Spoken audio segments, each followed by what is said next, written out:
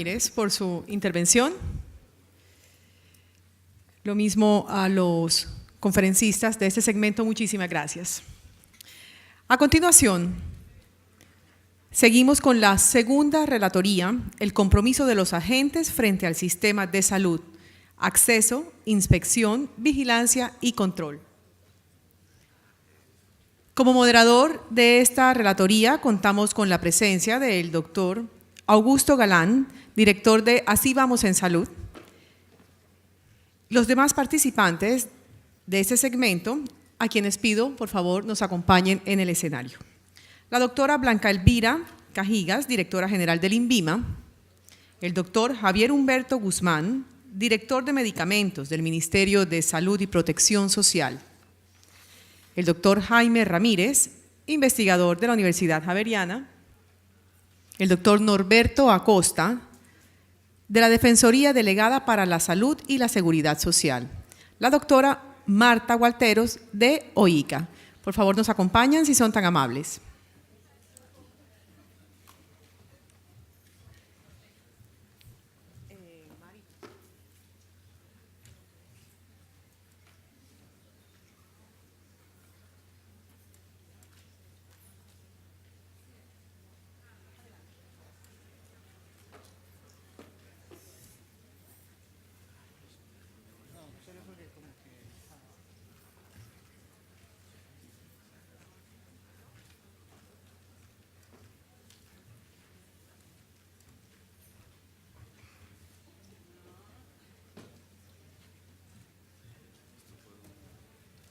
Esto acá. Todo suyo, doctor, el escenario. Lo dejo sacado porque yo me retiro. ¿Sí? Permítame hacer unos anuncios. Quiero recordarles para esta noche, la cita es a partir de las 8 de la noche en el cóctel de bienvenida que ofrece la organización en la piscina del Hotel Hilton. Y mañana iniciaremos nuestro día a las 9 de la mañana. Doctor Galán, todo suyo el escenario. Muchas gracias. Bueno, muy buenas tardes. Yo debo empezar por manifestar una preocupación que me dejó el comentario de Jaime Arias hace unas horas, cuando dijo que la razón por la cual escogían a los relatores y moderadores era porque, digamos, generaban demasiado problema. Entonces, para que no lo generaran, los ponían de relatores y coordinadores. Espero que eso no sea así. Yo quisiera empezar esta relatoría con las dos palabras finales del ministro esta mañana. Confianza y orgullo. Y yo creo que ese es un tema sin lugar a dudas clave, porque la confianza entre los agentes del sistema es un propósito fundamental. Si nosotros queremos realmente que la opinión pública y el ciudadano del común confíe nuevamente en su sistema de salud. Nosotros no podemos ofrecerle a la población lo que no seamos capaces de hacer nosotros al interior del sistema. Y yo creo que sí hay muchas razones para sentir orgullo. Esta tarde hemos escuchado una serie de conferencias de una gran altura, de un gran nivel técnico y académico, que demuestra, entre otras cosas, un intangible que se ha desarrollado en el sistema de salud colombiano en los últimos 20 años, o veintitantos años, producto justamente de un incremento de ese capital humano al interior del sistema, y eso es un motivo de orgullo importante y significativo que yo quisiera resaltar. Ahora, yo he tenido un reto grande en encontrar un eje temático, se lo confesaba a Rodrigo Arcila, porque como ustedes podrán ver en la agenda y en el desarrollo del programa esta tarde, se ha hablado de prestación de servicios, se ha hablado de evaluación de tecnologías en salud, se ha hablado del mercado de medicamentos y el futuro del mercado de los medicamentos, se ha hablado de la situación de las EPS a la luz de la ley estatutaria y particularmente el caso de Salucop, y se ha hablado de la percepción de los agentes del sistema, de los regulados en relación a la regulación y a los reguladores. Entonces es variado, pero además en el panel de ahorita, pues solamente uno de los panelistas hizo parte de las intervenciones en las conferencias. Entonces, buscar ese eje temático es un poco complicado, y yo quiero apelar a una historia de un amigo que me dijo algún día, para continuar en el desarrollo del debate ahora, a partir de lo que creo que liga todo lo que hemos hablado esta tarde y parte de lo que se habló esta mañana con el panel que nos convoca ahorita. Él me decía, el sistema de salud es como un árbol que de pronto llega a unos ventarrones, y en ese árbol están una cantidad de personas, todos nosotros, los agentes del sistema, y cada uno está colgado de una rama. Y de pronto llega un gran ventarrón periódicamente y cimbronea ese árbol muy fuertemente, y después de que pasa el ventarrón, todos seguimos en el árbol, pero en rama distinta. Esto para decir que a lo largo de estos años muchos de los agentes hemos estado en diferentes posiciones, en diferentes escenarios, en diferentes agencias, digamos, dentro del sistema. Y yo por eso quisiera pedirle a los panelistas que tratáramos de hablar no desde los roles y no desde las investiduras, sino que tratáramos de hablar desde la experiencia y el conocimiento que todos estos años han ido adquiriendo en diferentes escenarios y diferentes responsabilidades que han tenido a lo largo de estos años. Yo creo que la conclusión, digamos, para tratar de ir concretando, de lo que hemos escuchado en la tarde de hoy, uno la podría resumir en los retos que tiene el sistema de salud, en general los sistemas de salud. Hemos escuchado esencialmente, la población sigue creciendo, la población se envejece, lo cual conduce a un incremento de enfermedades crónicas no transmisibles. La población migra, en el caso colombiano se desplaza, presionada por diferentes factores, se concentra en grandes centros urbanos. La tecnología en salud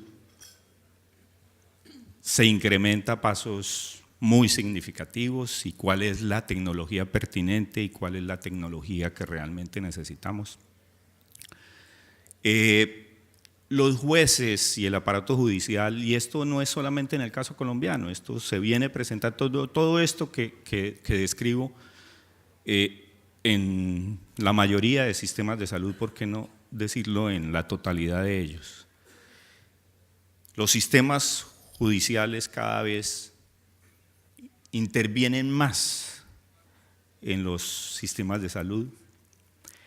Las enfermedades se presentan de diferentes formas, van de alguna manera mutando, cambiando. La autonomía médica es otro elemento que juega un papel importante, la autonomía profesional, en fin. Esos factores que hemos escuchado, que fueron presentados en las diferentes charlas y conferencias de la tarde de hoy, están presionando los sistemas de salud. Y están presionando los sistemas de salud, generando un incremento de la demanda, generando eventualmente incremento en los costos del sistema y de los sistemas de salud, y conduciendo de alguna manera a la necesidad de tomar unas decisiones que preserven la calidad en la prestación de los servicios, que faciliten el acceso, pero que a la par prioricen y ustedes han escuchado la palabra priorización varias veces en el transcurso de la tarde de hoy. Esto enmarcado en esa influencia del aparato judicial, y yo quisiera resaltar la sentencia T-760 en un aspecto. Cuando la Corte señaló, y lo hablaron los magistrados en público y en privado, los magistrados que aprobaron dicha sentencia, sobre la importancia de que el sistema de salud colombiano tuviera la institucionalidad para legitimar el no dentro del sistema. Y de alguna manera la ley estatutaria recoge ello cuando señala la necesidad de establecer, o la orden, o el mandato, digamos, de la ley, de establecer un mecanismo técnico científico.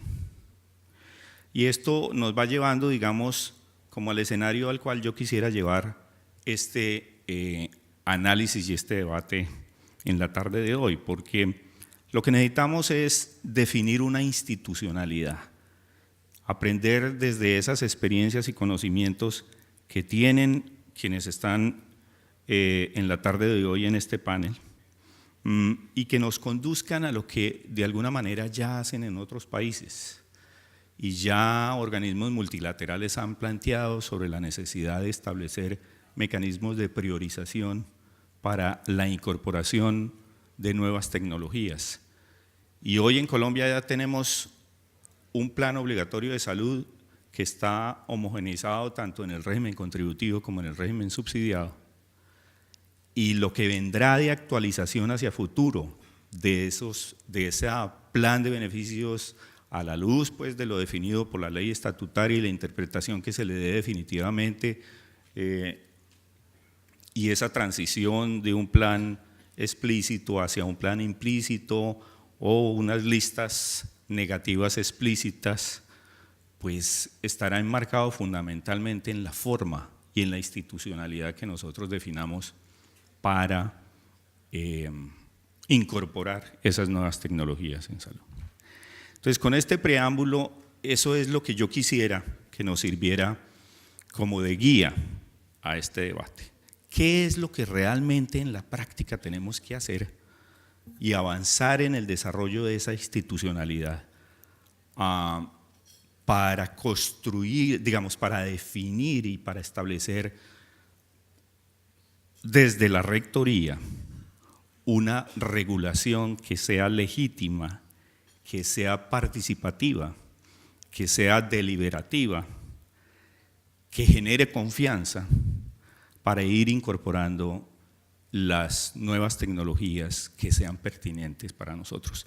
Y yo, con ese preámbulo, y ahí concluyo la relatoría, quisiera preguntarle a ellos, yo sé que ellos, varios de ellos me lo han manifestado, tenían como preparada una presentación, y yo quisiera que me ayudaran en trabajar en esa dirección, en analizar qué deberíamos hacer para ir construyendo colectivamente esa institucionalidad que nos dé la seguridad, la confianza y la legitimidad para ir incorporando esas tecnologías. Entonces yo les tendría una primera pregunta que les pediría una respuesta muy corta y muy concreta. ¿Cuál es el objetivo del sistema de salud colombiano desde el punto de vista de ustedes? ¿Quién empieza? ¿La doctora Marta o empezamos por las mujeres? Empezamos por la doctora Blanca Elvira. ¿Cuál es el objetivo para usted, el objetivo del sistema de salud? Bueno, yo creo que el objetivo de cualquier sistema de salud es atender a una población, mejorar sus condiciones de salud, mantenerlas o tratarlas. Y ese debe ser el objetivo de salud. Para mí es ese. Cómo mejorar, cómo mantener o cómo tratar las condiciones de salud de una población. Muchas gracias. Héctor. Sí. Habitualmente una manera de medir el desempeño de los sistemas de salud puede tener en consideración tres aspectos, o la triple meta: desenlaces en salud, garantizar que la población que está expuesta al servicio tiene los desenlaces y mejora después de haber sido expuesta, la satisfacción de los usuarios como tal del sistema y la protección financiera de riesgo de gasto catastrófico y empobrecedor. Las tres cosas, creo yo que si una se hipertrofia y las otras se atrofian o hipotrofian, pues vamos a tener el riesgo de tener gente muy satisfecha por un sistema no sostenible, o tener unos grandes reservas financieras y de pronto no tener gente satisfecha. Creería yo que esa triada es la que debiéramos tener en consideración siempre. Jaime. Yo creo que para mí el objetivo central no puede solo significarse con una idea global del bienestar como lo define un poco la OMS. Es demasiado abstracta para hacer participar de ella la gente. A mí me parece que el objetivo central es posibilitarle a los ciudadanos formarse una idea de la buena vida y de encontrar los medios para conseguirla.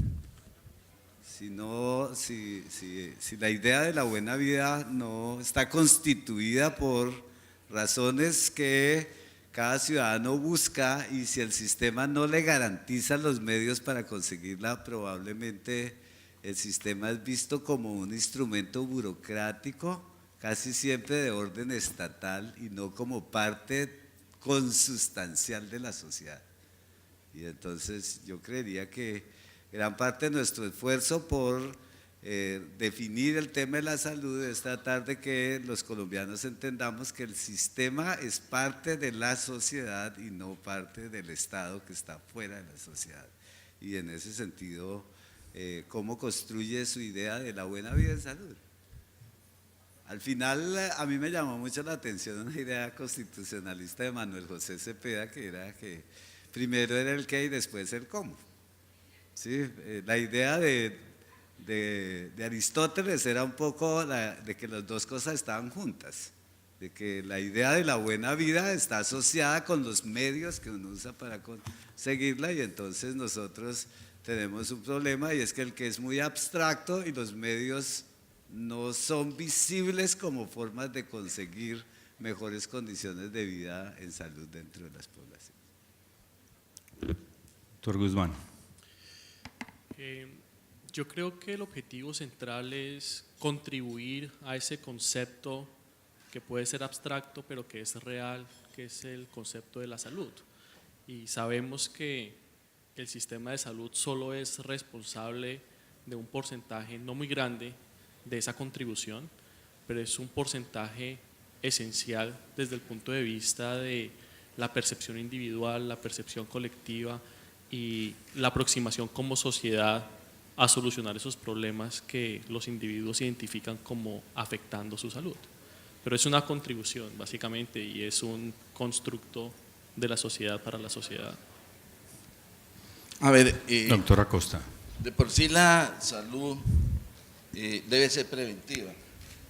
Entonces, visto desde ahí y desde la salud pública, es fomentar las políticas de promoción y de prevención, que de alguna manera parece ser que se cambiaron con el aseguramiento. En cuanto se refiere ya a la parte de la curación, que sale mucho más costoso al sistema, pero que no debería de ser de por sí, sino fomentar, vuelvo y repito, como objetivo, todas las políticas de promoción y prevención. Por otro lado, ya desde el aspecto del aseguramiento, que es lo que hoy predomina, pues fortalecer la cobertura, pero también la calidad de los servicios de salud. Gracias, doctora Gualteros.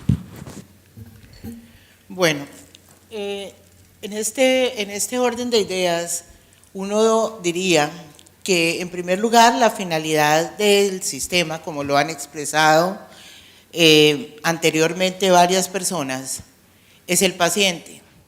¿Y qué debo hacer yo con ese paciente en este contexto de lo que usted está preguntando?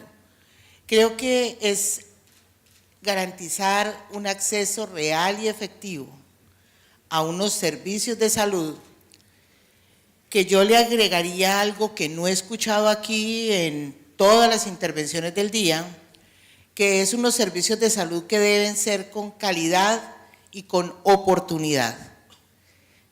Ese sería como el resumen de lo que uno pudiera tener en cuenta aquí. No hablo, como lo decía el ministro, creo que debemos ir mucho más allá que el concepto estricto de paciente, porque los que no somos pacientes hoy de algo potencialmente podemos llegar a serlo. Entonces esto prácticamente se está aplicando a todos los ciudadanos de este país. Pero el contexto creo que es ese: acceso real y efectivo a unos servicios de calidad y que sea con oportunidad. Muchas gracias. La pregunta la hice porque ustedes lo vieron y realmente lo he hecho en varios escenarios y de alguna manera eso sigue ocurriendo. Se habla de un objetivo relacionado con el tema prestacional, con el bienestar, con la prevención, centrado en el paciente. Pero si por el otro lado estamos planteando que los sistemas de salud tienen que priorizar, uno se pregunta en dónde están las metas del sector salud, cuáles son las metas del sector salud que nosotros tenemos, las hemos consensuado. Con esto pues no estoy calificando nada, simplemente estoy diciendo que parecería que existiera un vacío en la definición de unas metas sobre las cuales o hacia las cuales estuviéramos dirigiéndonos todos.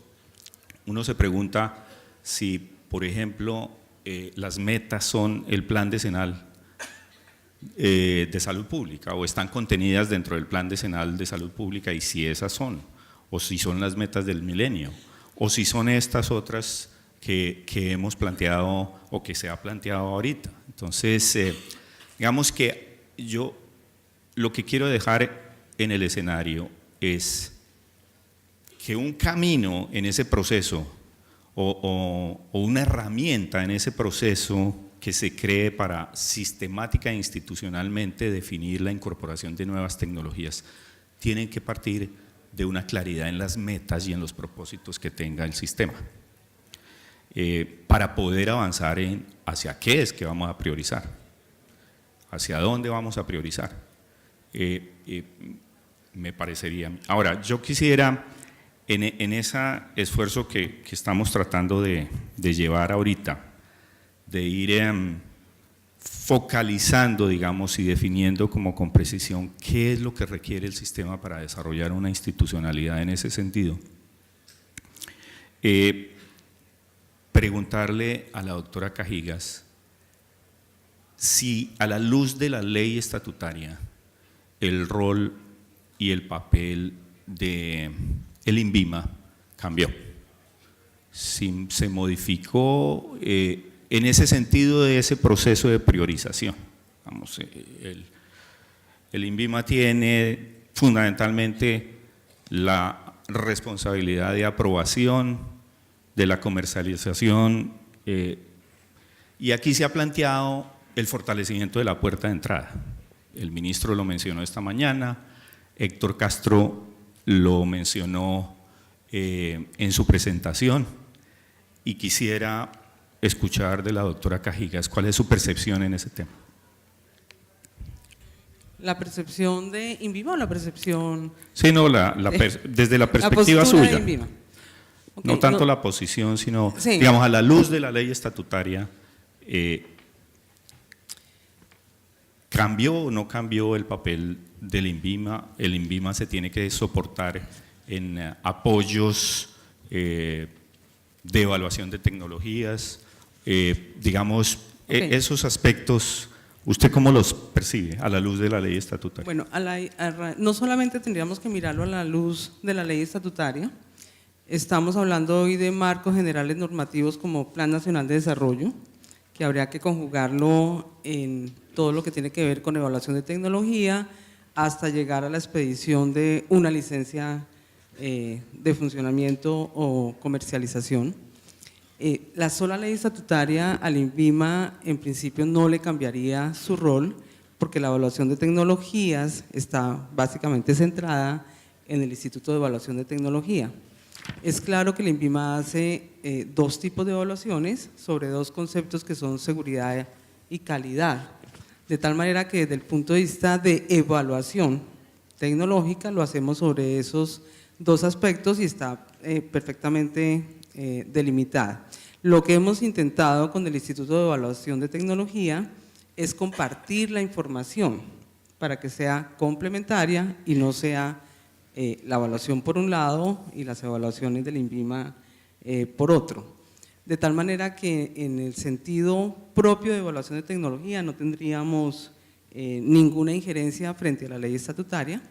Sin embargo, el Plan Nacional de Desarrollo, como está planteado, sugiere y requiere una puesta en paralelo de las evaluaciones del INVIMA frente a las evaluaciones de tecnología y las fijaciones de precio, ya como un requisito adicional. De hecho, eso cambia el resultado final de los estudios de INVIMA, en la medida en que los paralelos con evaluación de tecnología y fijación de precios deberían estar al tiempo, pero la pregunta es, ¿y si no están a tiempo, qué pasa?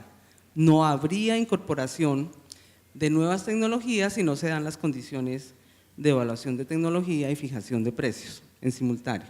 Entonces cambia más, no tanto por los conceptos de ley estatutaria, sino por los conceptos que hoy normativamente y en marcos macro están fijados. Lo que hemos discutido o analizado o empezando a mirar es cómo se va a regular las dos cosas, o sea, cómo se va a regular un Plan Nacional de Desarrollo que en principio va a ser para los próximos 4 años. Bueno, y dentro de 4 adicionales, ¿qué va a pasar? ¿Volvemos y cortamos o va a haber una continuidad de lo que se defina frente a cómo hacer esa expedición y entrada de nuevas tecnologías?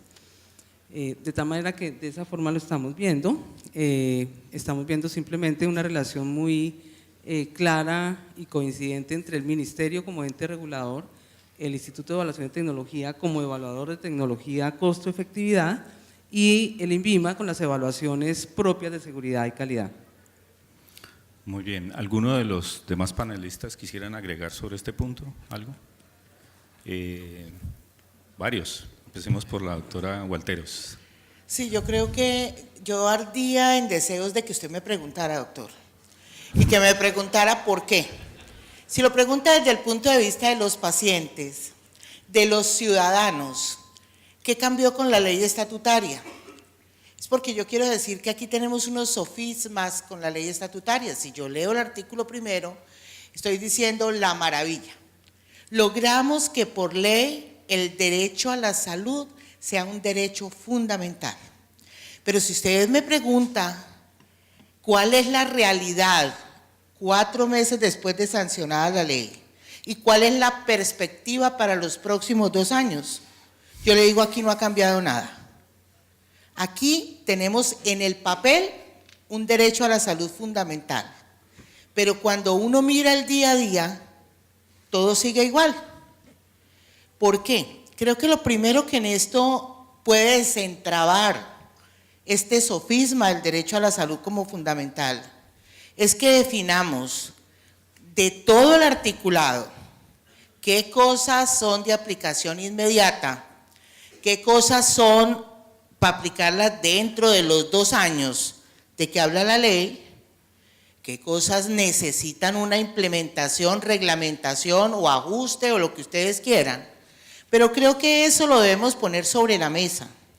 Aquí se ha hablado de la desconfianza y creo que en la primera parte hablamos de la desconfianza entre los agentes, distintos agentes, y creo que esa desconfianza no le sirve a nadie, al ciudadano menos que a cualquiera otro. Pongámoslo claro, pongamos clarísimo, este artículo primero necesita implementación o reglamentación, hablemos de principios que están consagrados allí. La integralidad debo entender que la aplico dentro de 2 años o la voy a aplicar ahorita. Entonces, en general, en el papel perfecto, en una norma perfecto. A veces creemos que el asunto es de normas Y yo creo que el asunto es de normas que se apliquen y no de normas que existan y las dilate yo en el tiempo para su aplicación. Doctor Guzmán.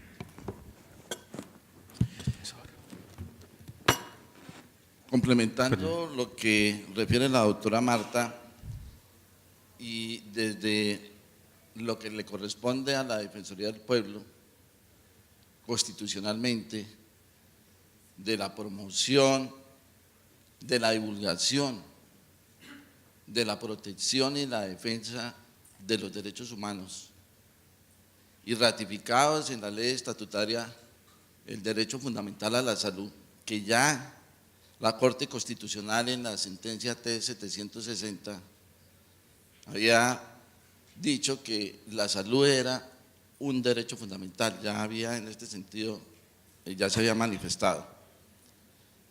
Falta la reglamentación.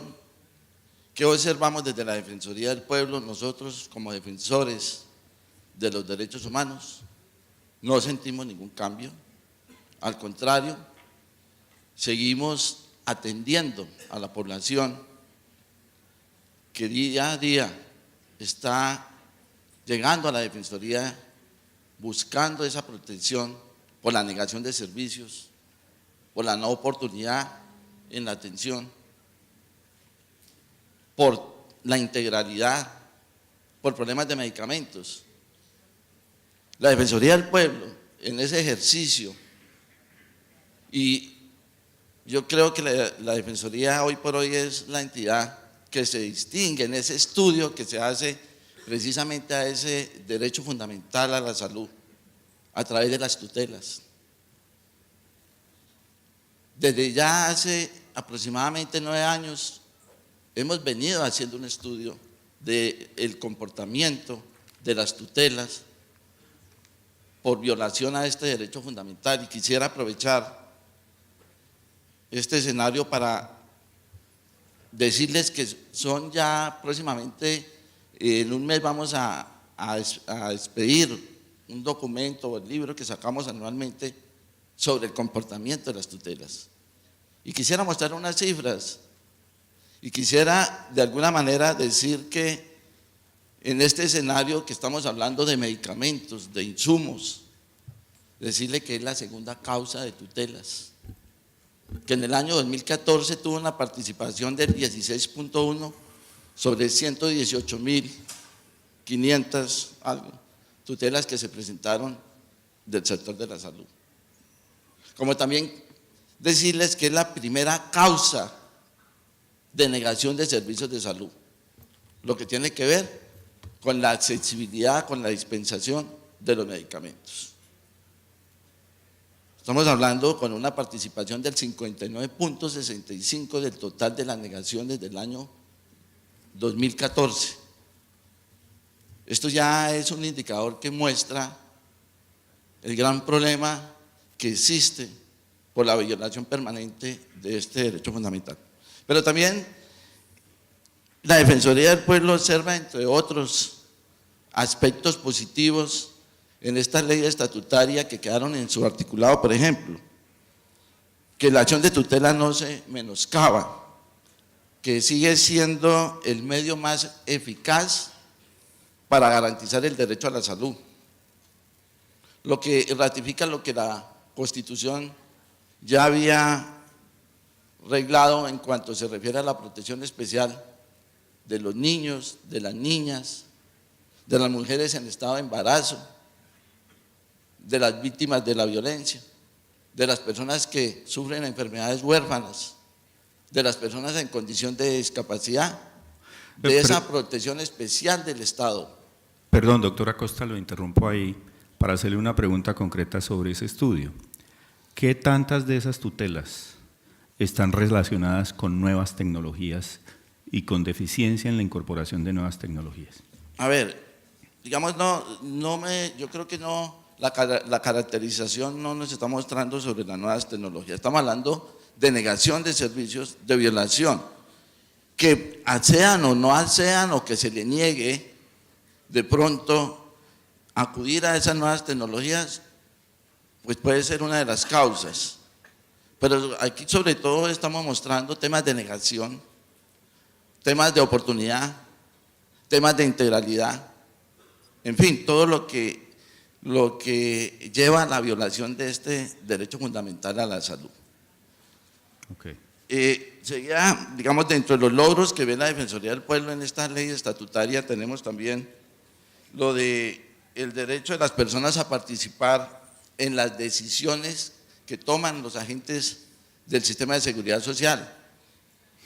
Ese es un tema que vamos a tratar ahorita más adelante. Bueno, pero Si quieren, digamos, lo es reservamos uno de ahí. los temas que nosotros… Otro es el de acceder a los servicios y tecnologías, usted lo acaba de referir también, que no se requerirá autorización entre el prestador de servicios de salud y las EPS cuando se trata de servicios de urgencias. La responsabilidad que en este momento estamos esperando y que fue dada al Ministerio de Salud de la reglamentación de las prestaciones implícitas y del listado de exclusiones explícitas. La autonomía, usted lo refería, de los profesionales de salud para adoptar decisiones sobre los diagnósticos, tratamientos de los pacientes a su cargo en el marco de la autorregulación, de la ética, de la racionalidad científica y de la evidencia también científica. Eso lo vemos nosotros. Sin embargo, volvemos a señalar, mientras no se reglamente, hoy por hoy estamos esperando esa reglamentación y seguimos viviendo en un estado donde las quejas son permanentes. Okay. Muy bien. Doctor Guzmán.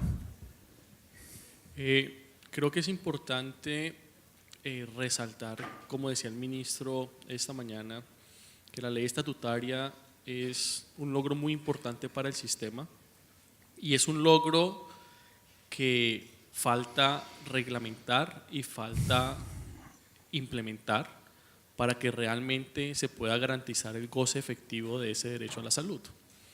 Y en ese orden de ideas tenemos, es cierto, no es cuestión de normas, las normas, la ley es muy clara y es una ley que es única y es muy progresiva en el mundo claramente, pero el reto, y acá hay un punto importante, es que no es el reto del Ministerio de Salud o no es el reto del gobierno, sino es el reto del sistema como tal, es el reto de los actores del sistema, es cómo llevar esa ley a la práctica.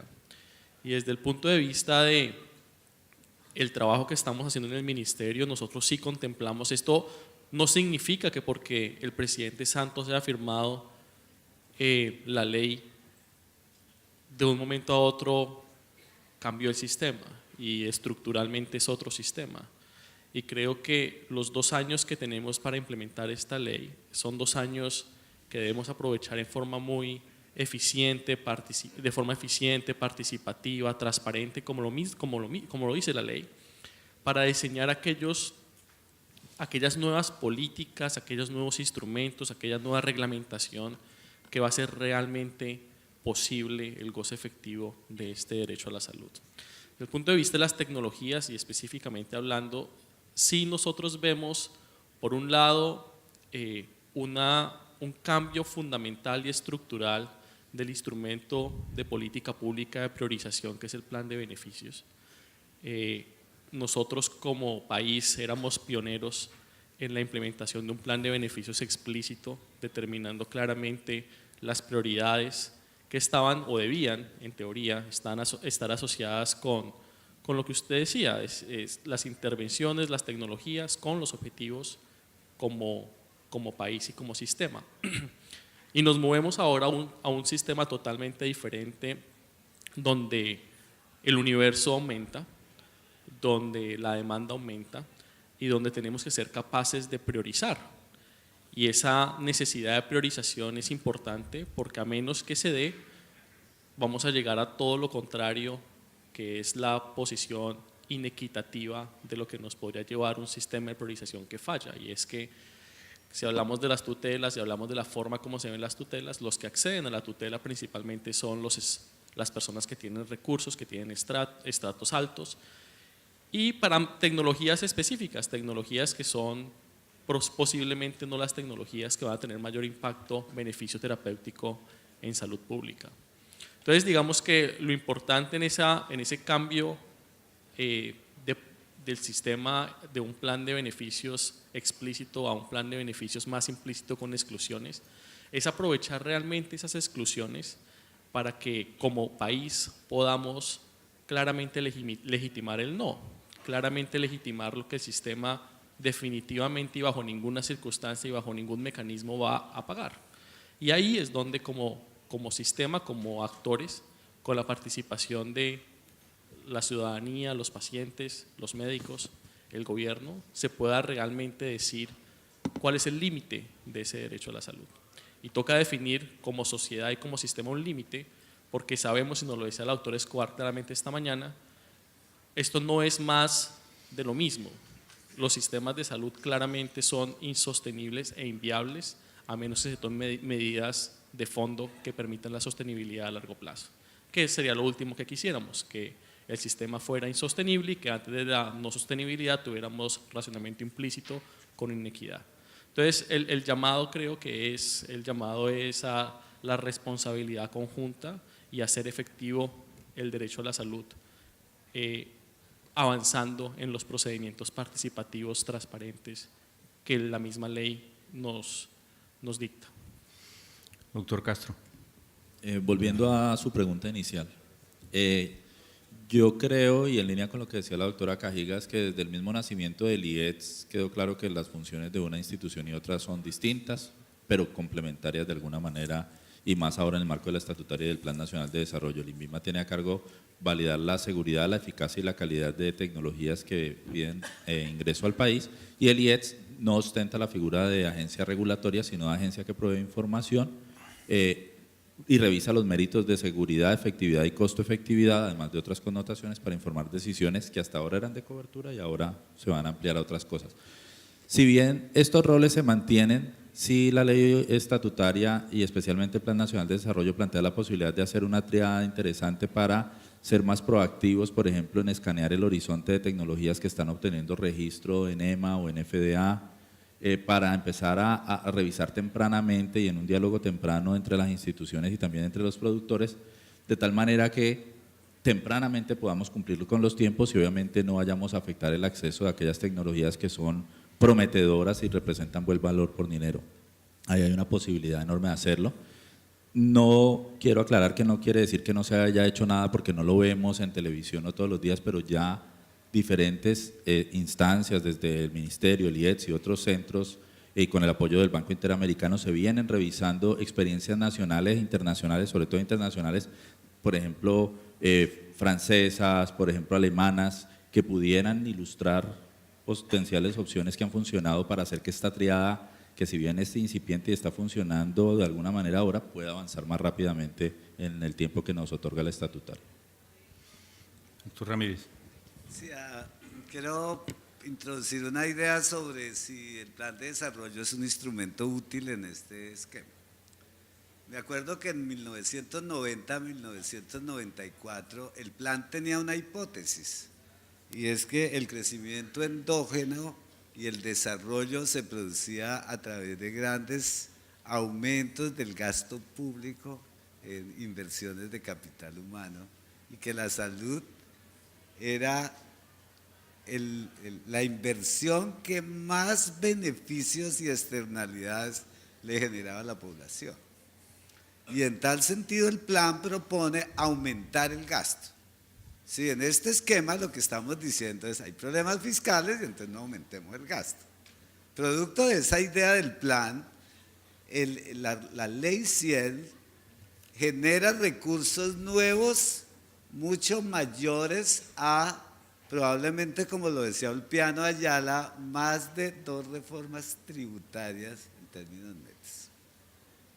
O sea, la expectativa es la salud, hace parte del desarrollo. Y si hace parte del desarrollo, ¿no es cierto?, el crecimiento económico y social está condicionado con eso, y el plan movilizó las reformas sectoriales. Entonces el origen fue el plan, las reformas sectoriales fueron consecuenciales del plan. Viene la ley 60, incrementa los recursos, viene la ley 100, incrementa las cotizaciones y el resultado final es que hay un crecimiento muy grande de la estructura del gasto.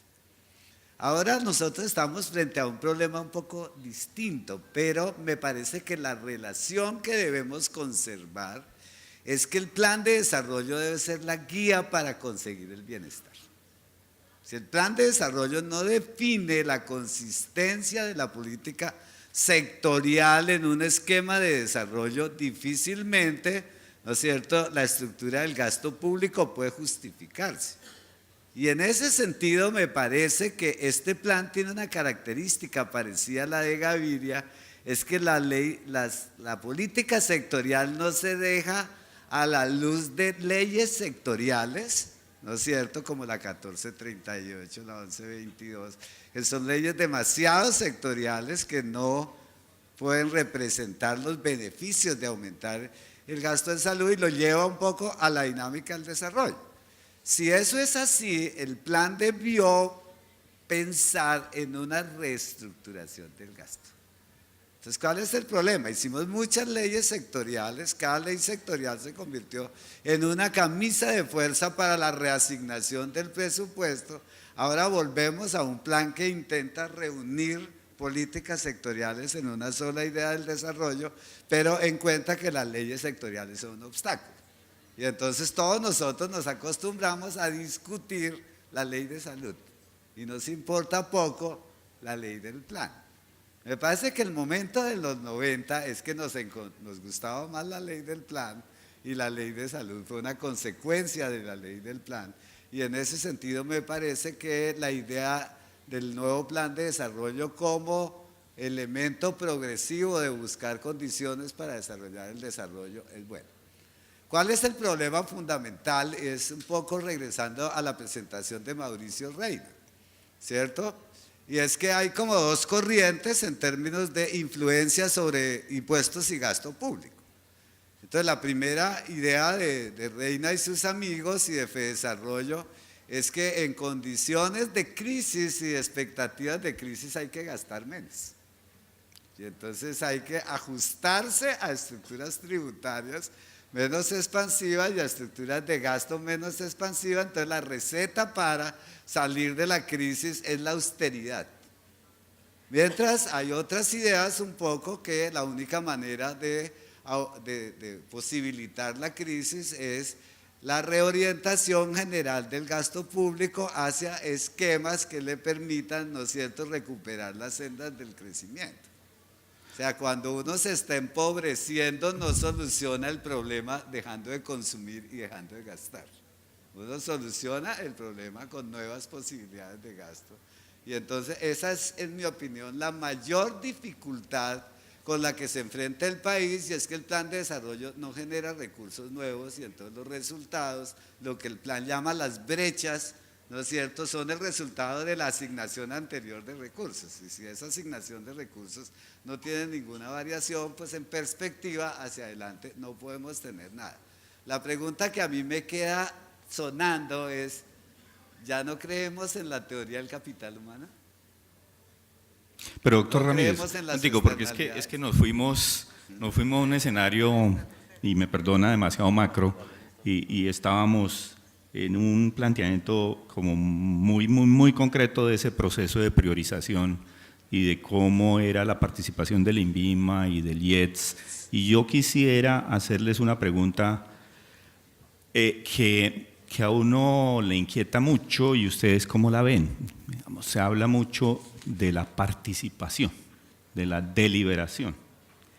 Y esa participación y esa deliberación uno la ve dentro de ese proceso de priorización y definición de nuevas tecnologías y de incorporación de nuevas tecnologías como en dos etapas. Una es en la selección de los candidatos para ser evaluados. O sea, digamos, a la luz de la ley estatutaria, a la luz inclusive del plan de desarrollo, pues digamos que en ese proceso de incorporación tendremos que llegar en un momento a una definición de esa selección.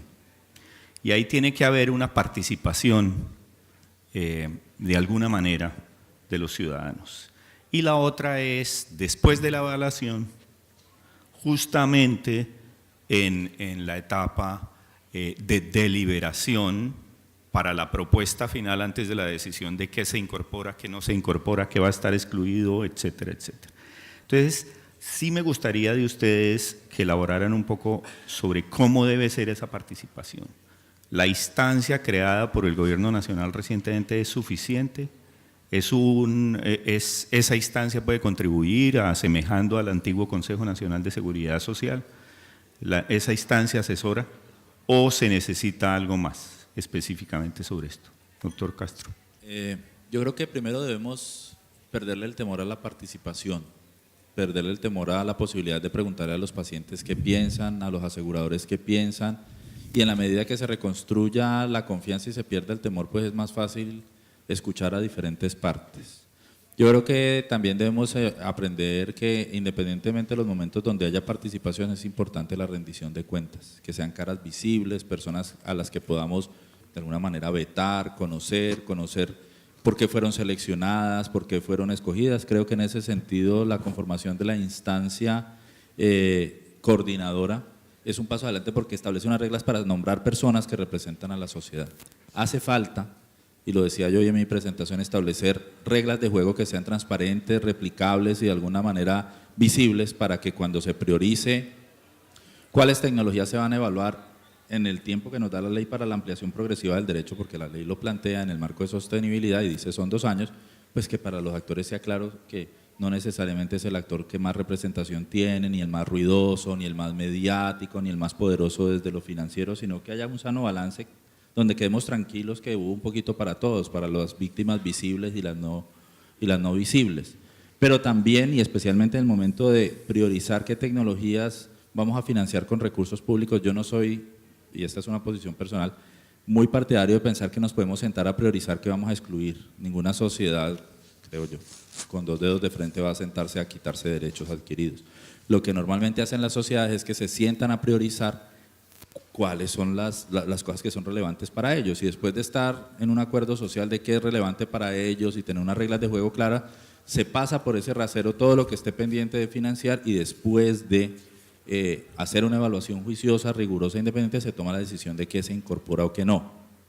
Si usted ya tiene decidido que va a financiar algo o tiene decidido que no lo va a financiar con recursos públicos, pues evítese todo el tiempo de hacer una priorización para hacerlo, simplemente sáltese eso. Creo que entonces sí hemos dado pasos importantes y creo que hacen falta otras cosas como tener reglas de juego más claras, de rendición de cuentas, de cómo se seleccionan las personas, de cuáles son los criterios para priorizar nominaciones. En eso se han dado pasos importantes.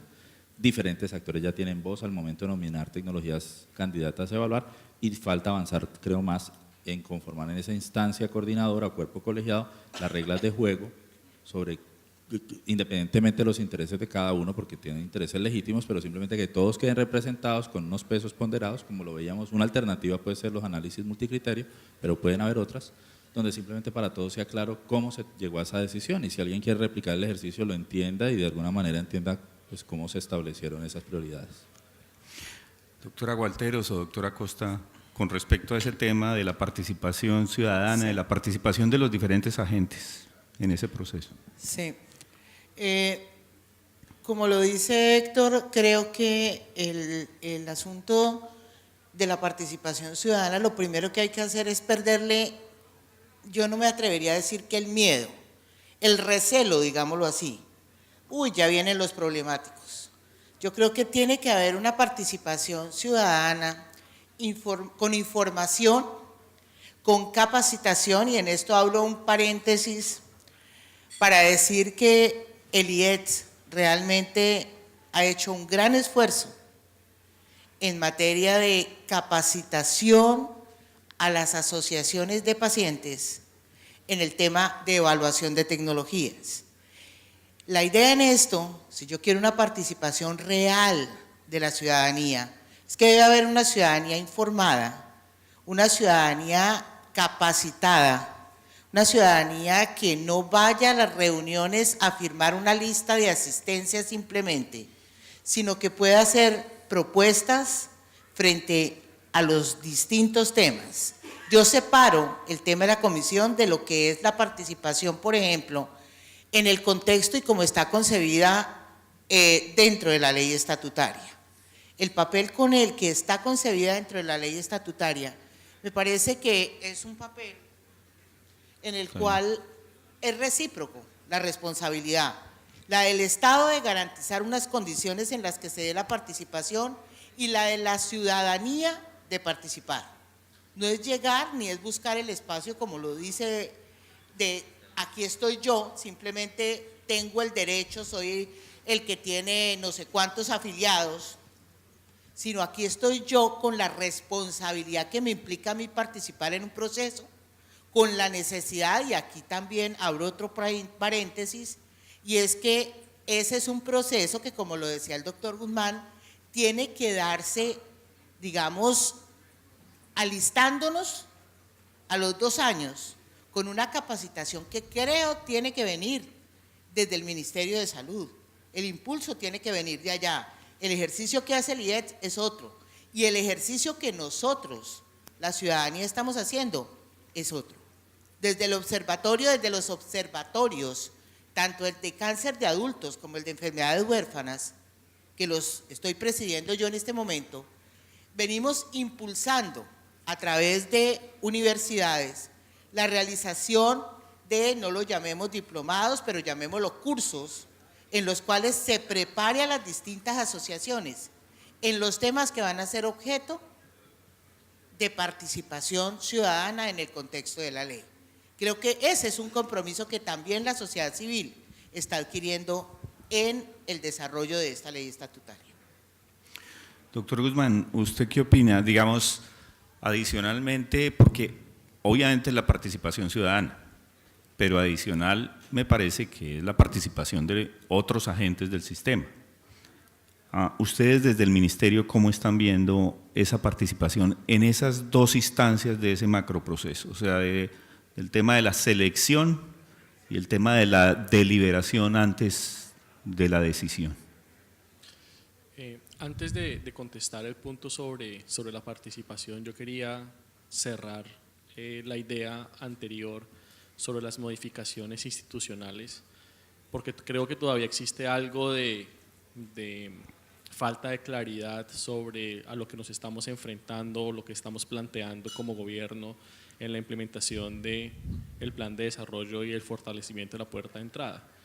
Simplemente decir que los procedimientos, los 3 procedimientos que se mencionan, el procedimiento de registro sanitario, el procedimiento de evaluación de tecnología, el procedimiento de fijación de precio, son procedimientos que existen en el momento y que existen de manera secuencial y que existen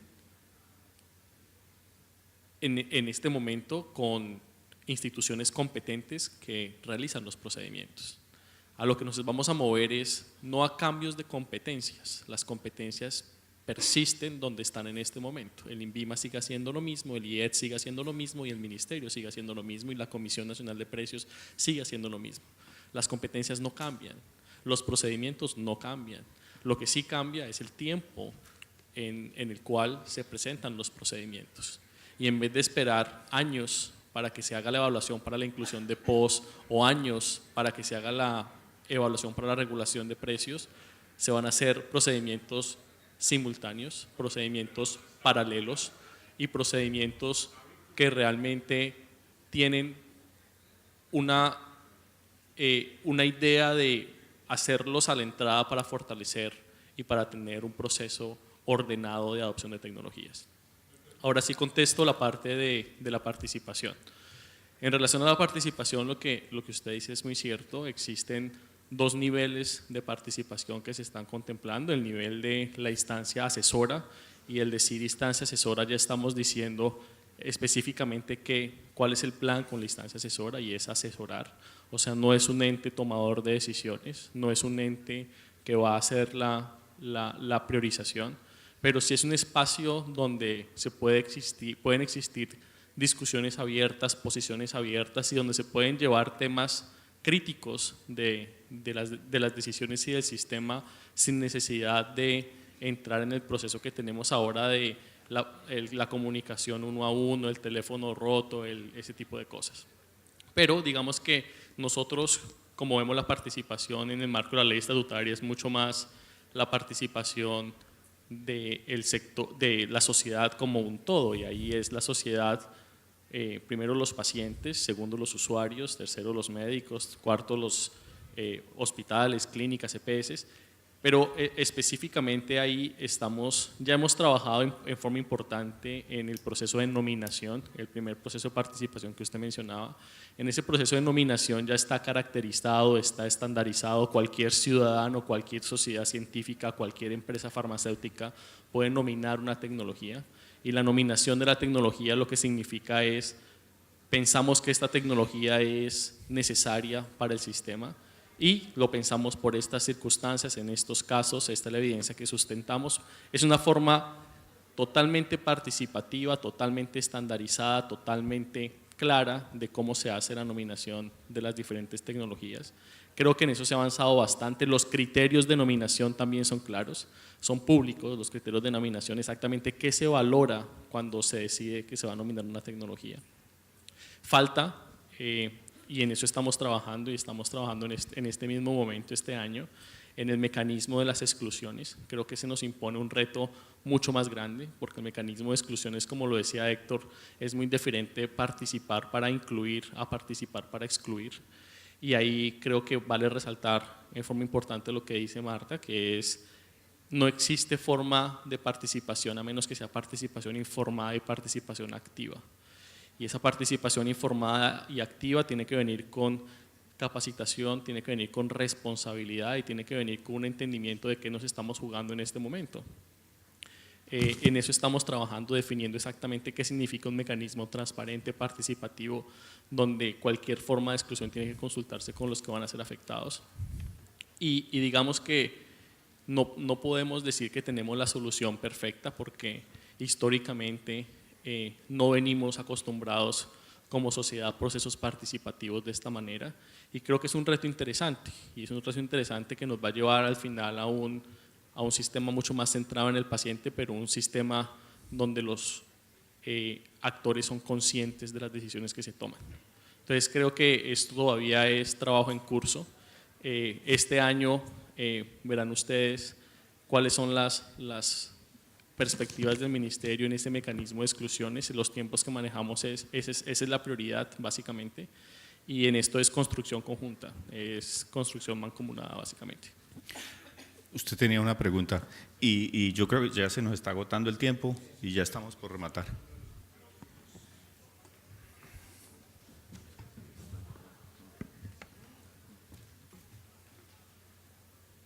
Gracias.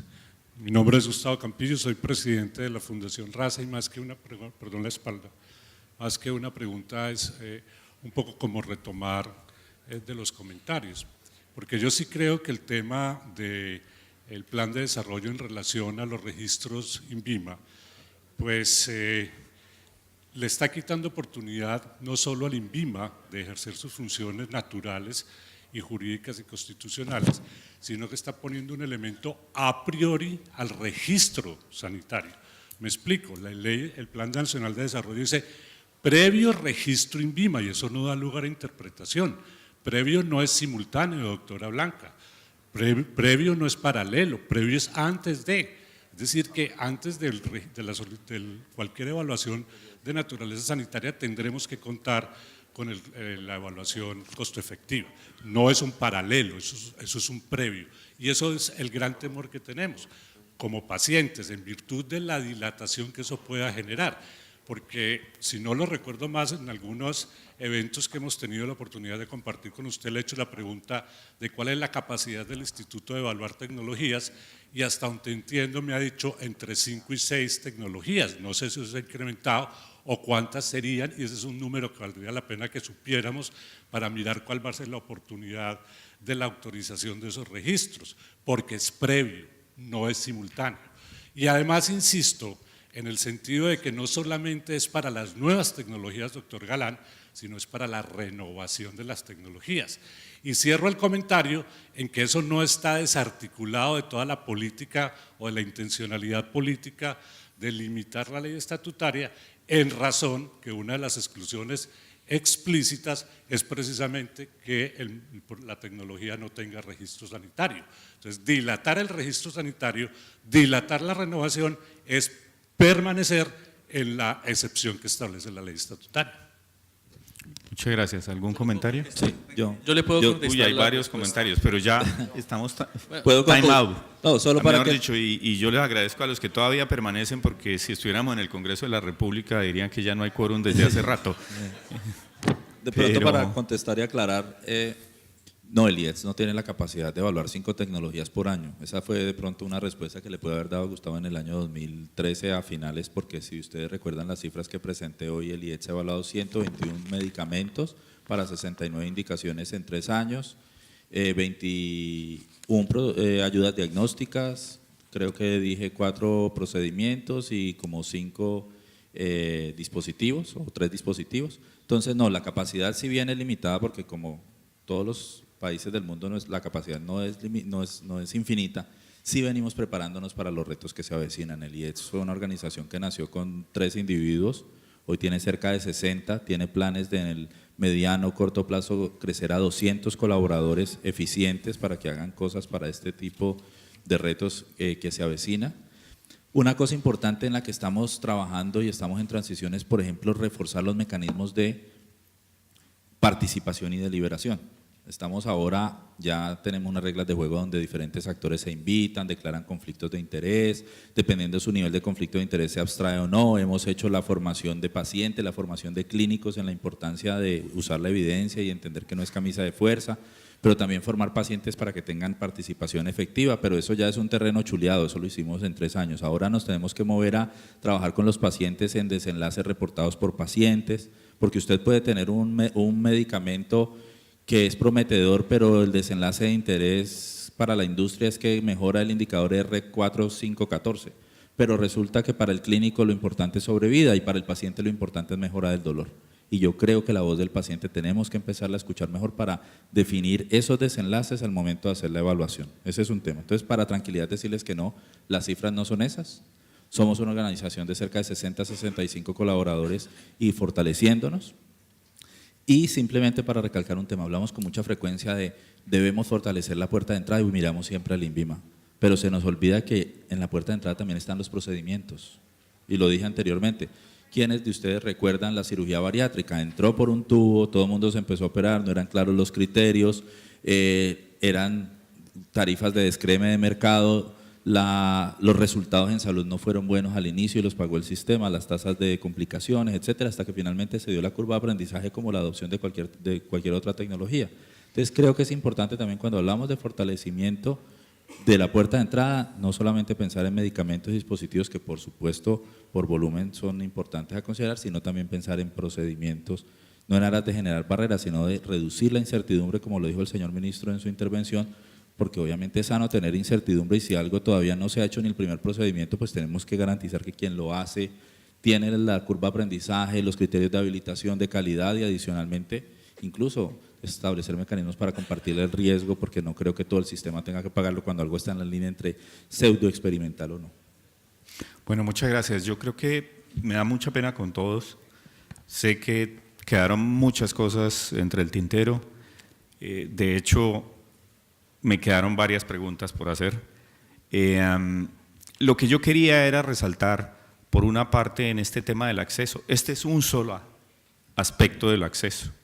Aquí no hablamos de otros problemas del acceso que tal vez fueron mencionados por el doctor Acosta en algún momento y sobre los cuales tendríamos que también explayarnos, pero dado quienes estaban invitados al panel y la audiencia, me pareció que el tema de acceso a tecnologías y de acceso a nuevas tecnologías y antiguas tecnologías era un tema importante para este panel y desde ese punto de vista lo enfocamos. Y yo creo que afloraron, digamos, lo que hemos avanzado, la institucionalidad que se ha ido creando, pero los retos que todavía subsisten para fortalecerla definitivamente. Entonces, muchísimas gracias. Quedamos en manos del doctor Arcila, a las 8 creo que es. Muchas gracias.